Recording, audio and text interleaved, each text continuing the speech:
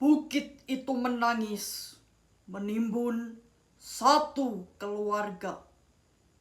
Oleh Denny J.A.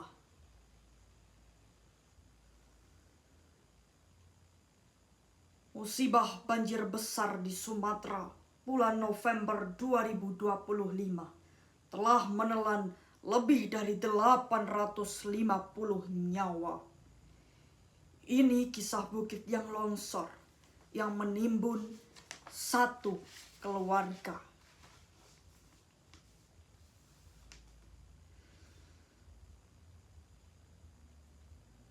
Aku adalah bukit yang sangat tua,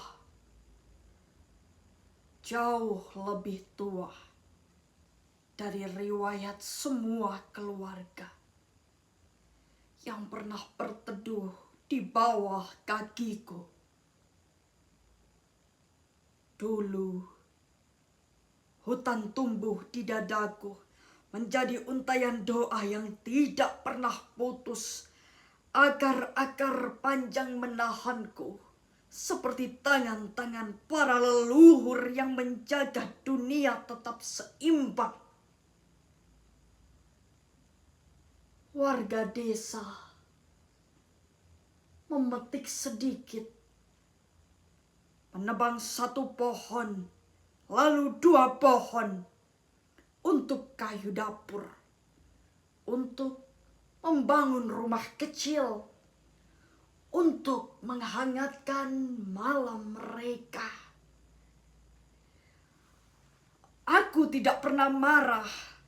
Aku tahu mereka menebang dengan hormat, seperti anak meminta kepada ibunya dengan suara pelan. Mereka memotong, tapi juga menanam. Mereka mengambil, tapi juga merawat. Aku tetap merasa dicintai.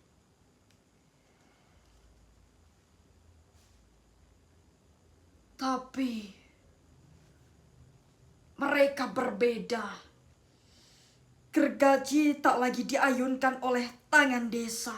Mesin-mesin besar datang entah dari mana.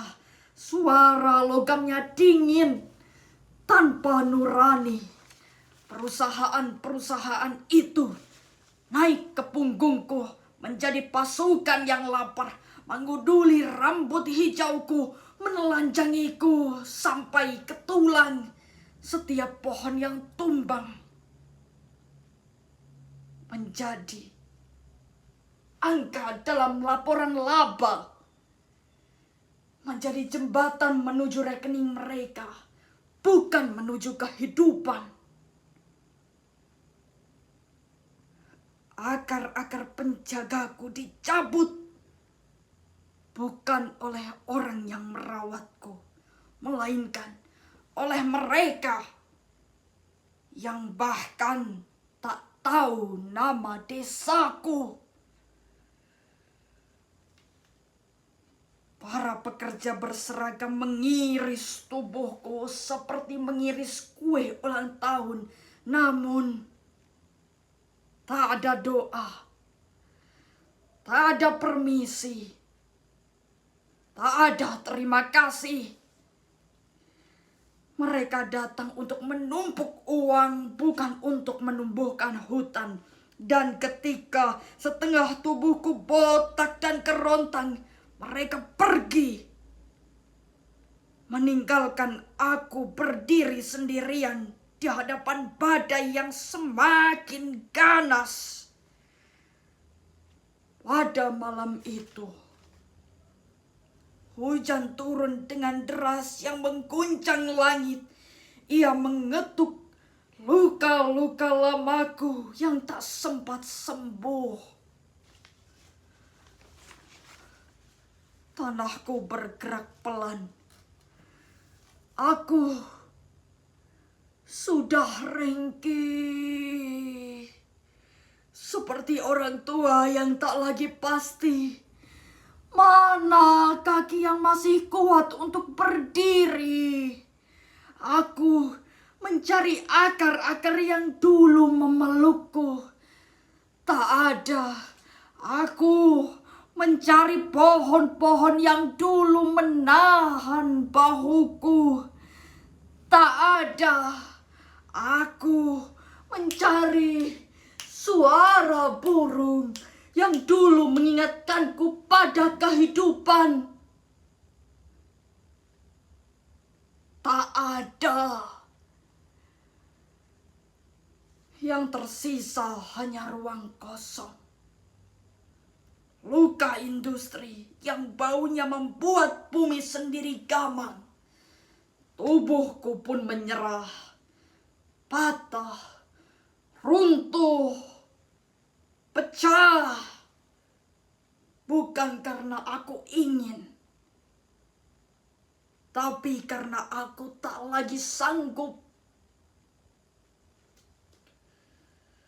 Di bawah tubuhku, sebuah mobil putih kecil berhenti, hanya untuk istirahat.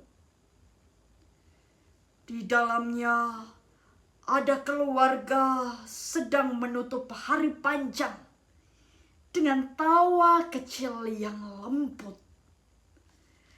Gadis itu sempat memungut daun berbentuk hati dari pohon terakhir yang masih tersisa. Aku melihatnya. Aku merasakan kehangatan kecil itu. Seperti kenangan yang hampir punah. Aku ingin melindungi mereka seperti aku dulu melindungi desa-desa kecil yang tumbuh bersama akar-akar hatiku. Tapi ketika tubuhku mulai bergeser, aku tak lagi punya penyangga. Tanah kehilangan kesabarannya. Gravitasi menarik air mataku dalam satu hentakan yang membuat langit tercekat.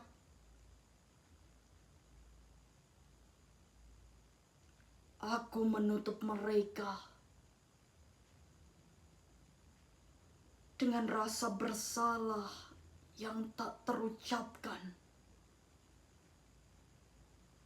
6 nama kembali sunyi, dan aku, bukit tua yang dahulu ramah, menjadi kuburan tanpa sengaja.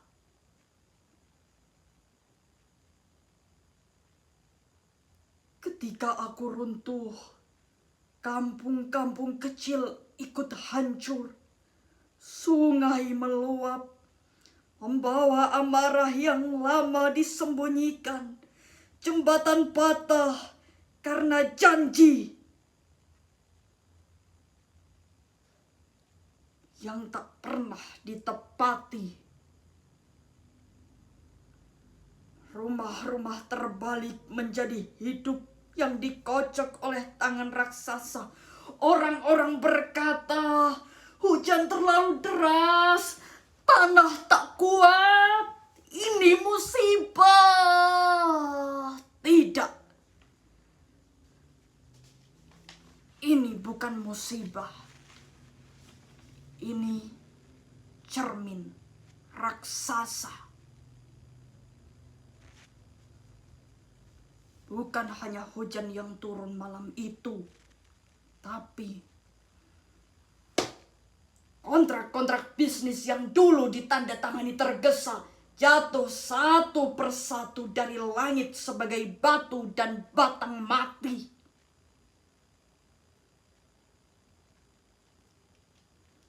Di balik setiap meter tanah yang melorot, ada tanda tangan yang menjelma longsor. Ada stempel yang berubah menjadi arus banjir, menelan nama-nama di kartu keluarga.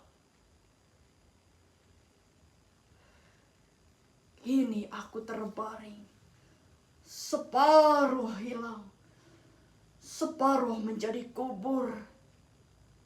Namun yang paling hilang bukan lahanku, melainkan keyakinanku bahwa manusia masih mampu membedakan kebutuhan dari keserakahan.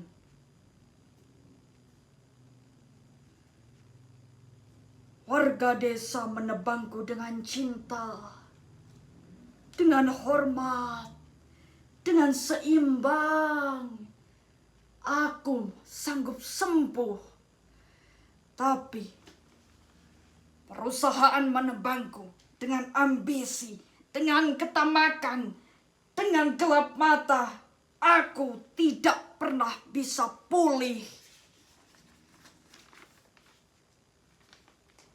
Di kota jauh, di ruang rapat ber-AC, di sebuah perusahaan metropolitan, angka-angka laba tumbuh di layar seperti hutan palsu.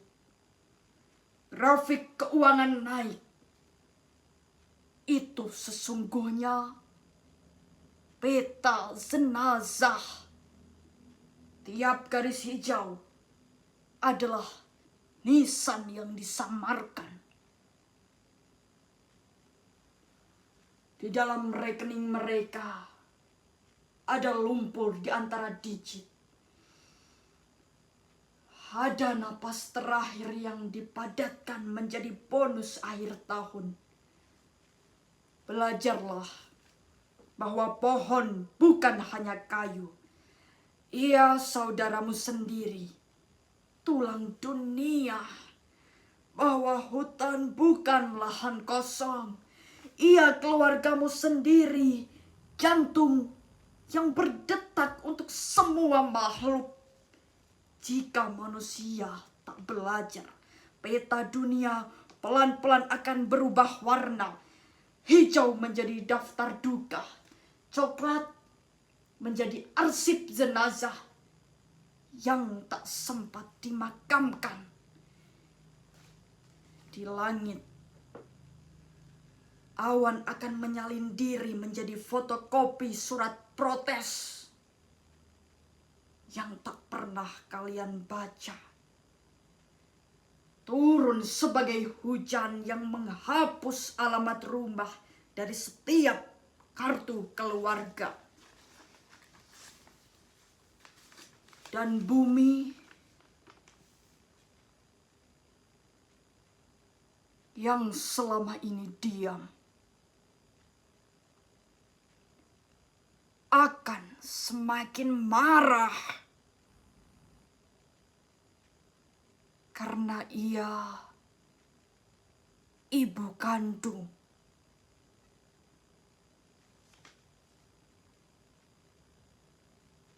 Yang kalian hianati.